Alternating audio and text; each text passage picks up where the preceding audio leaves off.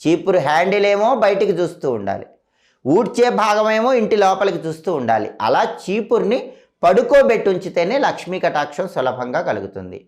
అలాగే చీపురు అనేటటువంటిది శని భగవానుడికి రాహువుకి చాలా ప్రియమైంది. అందుకే ఎప్పుడైనా చీపురు కొనాలంటే శనివారం రోజు కానీ ఆదివారం కానీ కొనాలి. శనివారం శనికి ఇష్టం, ఆదివారం రాహువుకి ఇష్టం. చీపురు శనికి రాహువుకి ఇష్టం కాబట్టి చీపురు ఎప్పుడు కొనాలనుకున్నా కొత్త చీపురు శనివారం రోజు కానీ ఆదివారం కానీ కొనాలి. ఇంట్లో ఉన్న పాత చీపురు పారేయాలంటే అమావాస్య రోజు బయట పారేయాలి. చీపురు కొన్ని రోజుల్లో ఎట్టి పరిస్థితుల్లో కొనకూడదు, కొంటే లక్ష్మీ కటాక్షం తగ్గిపోతుంది. చాలామందికి తెలియక చీపురు ఎప్పుడు పడితే అప్పుడు కొంటూ ఉంటారు. కొన్ని రోజుల్లో చీపురు అస్సలు కొనకూడదు. మంగళవారం శుక్రవారం చీపురు ఎట్టి పరిస్థితుల్లో కొనకూడదు. అలాగే మీరు పుట్టిన తిథి ఉన్న రోజు కూడా చీపురు కొనకూడదు. మీ బర్త్డే ఉందనుకోండి, పుట్టిన తిథి, ఆ రోజు చీపురు కొనకూడదు. అలాగే ఇంట్లో